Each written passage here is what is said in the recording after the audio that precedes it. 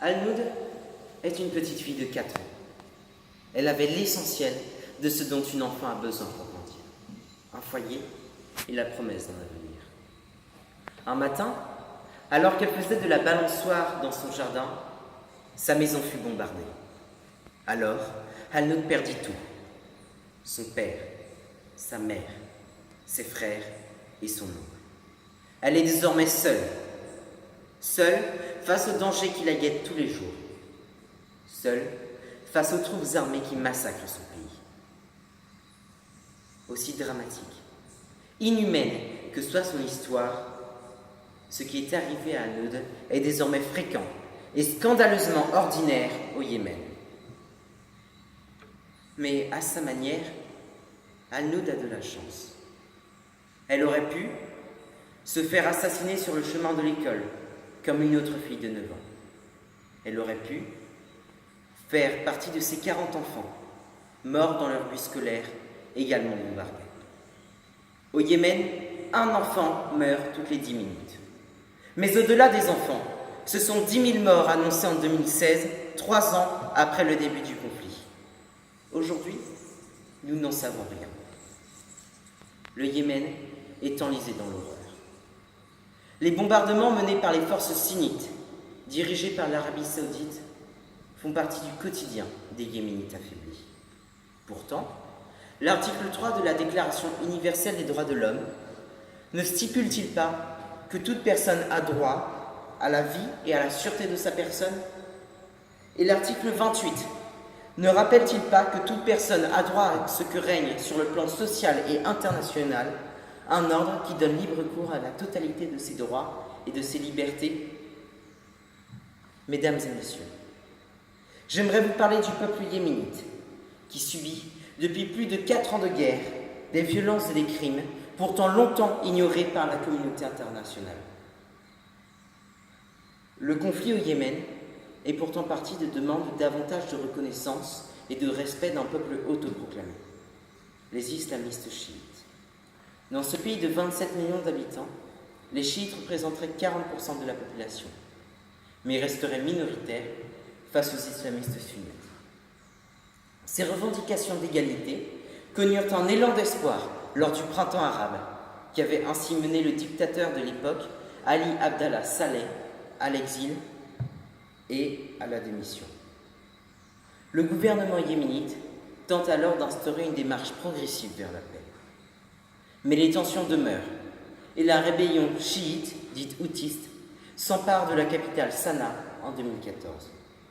Le Yémen plonge alors en guerre civile.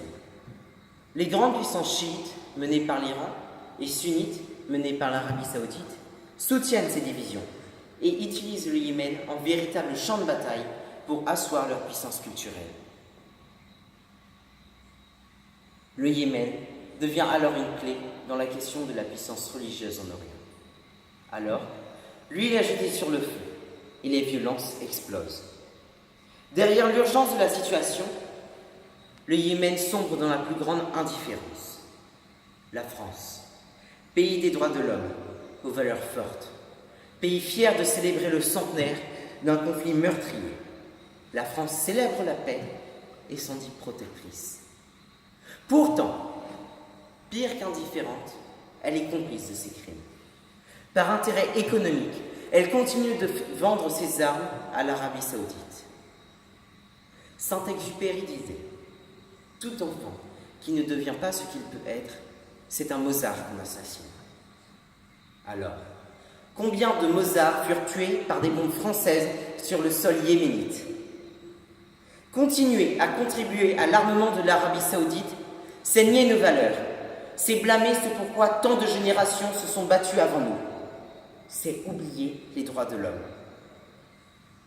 Nous ne pouvons pas continuer à célébrer la paix et à prôner un devoir de mémoire si nous ne sommes pas capables de faire passer nos valeurs avant des intérêts économiques. Malheureusement, la guerre a d'autres conséquences, et elles sont dramatiques. Le 25 août 2016, l'hôpital de la ville d'Abs s'écroule sous les bombardements. Il n'est pas le premier. Depuis le début du conflit, des destructions ciblées sur des centres de soins sont régulièrement effectués par la coalition sunnite. Le droit aux soins est violé. La barbarie refait surface. Pire encore, le blocus instauré aux frontières du Yémen, pays jusqu'alors dépendant à 80% des importations. Un blocus qui empêcherait l'importation de denrées alimentaires, l'arrivée d'associations humanitaires, mais également l'importation de soins et d'outils essentiels aux soins médicaux. En 2017, le Yémen fut victime de la pire épidémie de choléra de l'histoire moderne. 1,1 million de Yéménites touchés.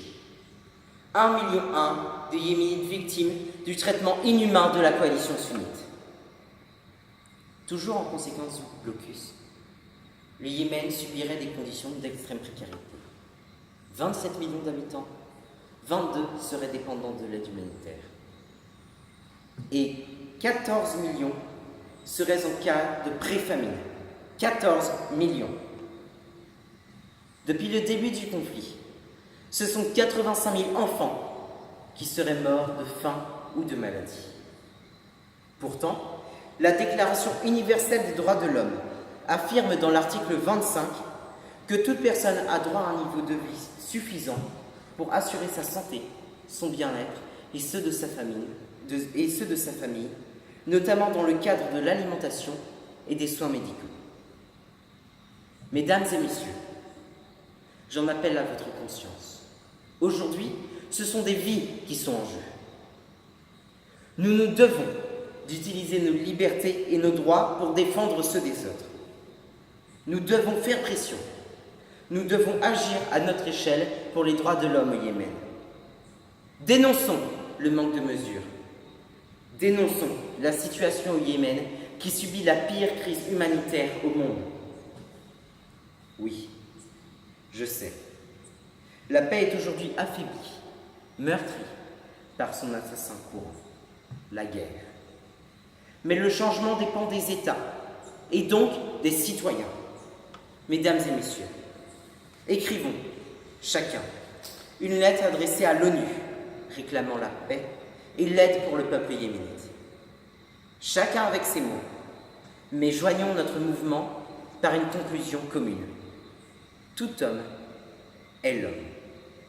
Alors, ensemble, nous pourrons dire que nous sommes devenus membres de l'Action pour la paix. Merci.